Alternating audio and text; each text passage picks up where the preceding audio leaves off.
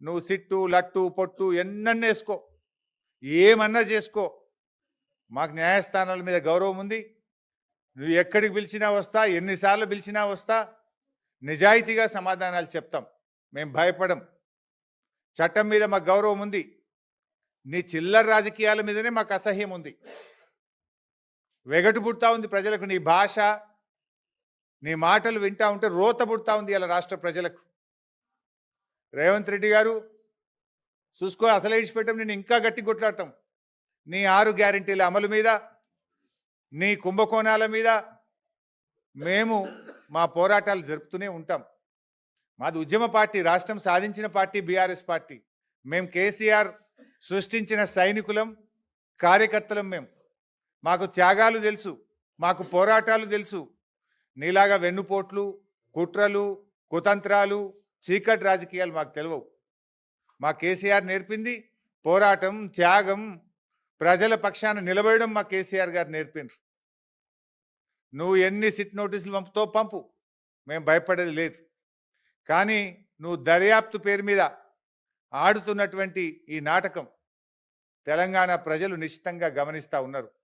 నాకు తెలిసి ఇవాళ మళ్ళీ లీక్ ఇస్తారు, ఇట్లయిందట అట్లయిందట, లోపలను ఓ చిల్లర లీక్ ఇస్తారు. దమ్ముంటే వీడియో బయట పెట్టు. మొత్తం వీడియో రికార్డింగ్ అయింది కదా. I am challenging Revanth Reddy. ఇవాళ జరిగిన, నన్ను అడిగిన ప్రశ్నలు, నేను చెప్పిన సమాధానాలు మొత్తం వీడియో బయట పెట్టు, రాష్ట్ర ప్రజలు చూస్తారు. చిల్లర లీకులు ఎందుకు ఇస్తావు? మళ్ళీ నాకు తెలిసి ఇప్పుడు సాయంత్రం లీక్ ఇస్తారు. లీకుల ప్రభుత్వం ఇది. లీకుల ప్రభుత్వం, స్కామ్ల ప్రభుత్వం. లీకుల మీదనే ప్రభుత్వాన్ని నడుపుతున్నాడు రేవంత్ రెడ్డి. ఎంతకాలం నడుపుతావు లీకులను? ఈ లీకులు, ఈ చిల్లర రాజకీయాలు, ఈ బురద రాజకీయాలు నడవయి. ప్రజలకు డెలివరీ కావాలి, ప్రజలకు ఇచ్చిన మాట నిలబెట్టుకోవాలి. అరే నాట్లు పడుతున్నాయి, ఇదివరకు రైతు బంధు ఇయ్యలే, రైతు బంధు ఎప్పుడు ఇస్తావో చెప్పు. నాట్లకు కేసీఆర్ పైసలు ఇస్తే నువ్వు ఓట్లకు పైసలు ఇస్తున్నావు. ఓ పంటకు ఇస్తున్నావు, ఓ పంటకు ఎగబెడుతున్నావు. ఓ పంటకు బోనస్ ఎగ్గొట్టినావు, 2 పంటలకు రైతు బంధు ఎగ్గొట్టినావు, సగం మందికి రుణమాఫీ ఎగ్గొట్టినావు, పంటల బీమా ఉత్తదే చేసినావు.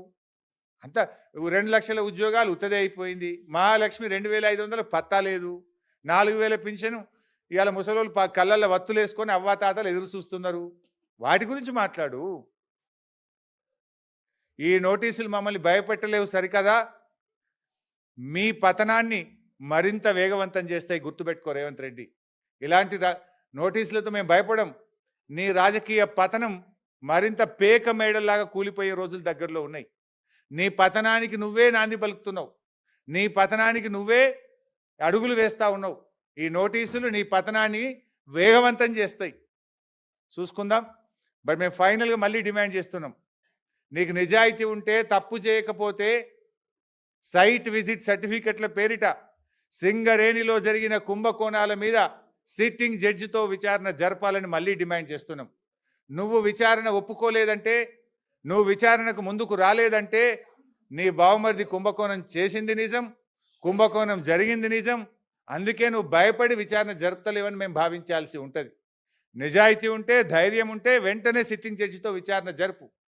లేదంటే మా అంటే 2 ఏళ్ళే కదా, బీఆర్ఎస్ ప్రభుత్వం వచ్చేది ఖాయం, విచారణ జరిపేది ఖాయం, మీ అవినీతిని కక్కిచ్చేది ఖాయం, కటకటాల వెనుక మిమ్మల్ని పెట్టేది ఖాయం.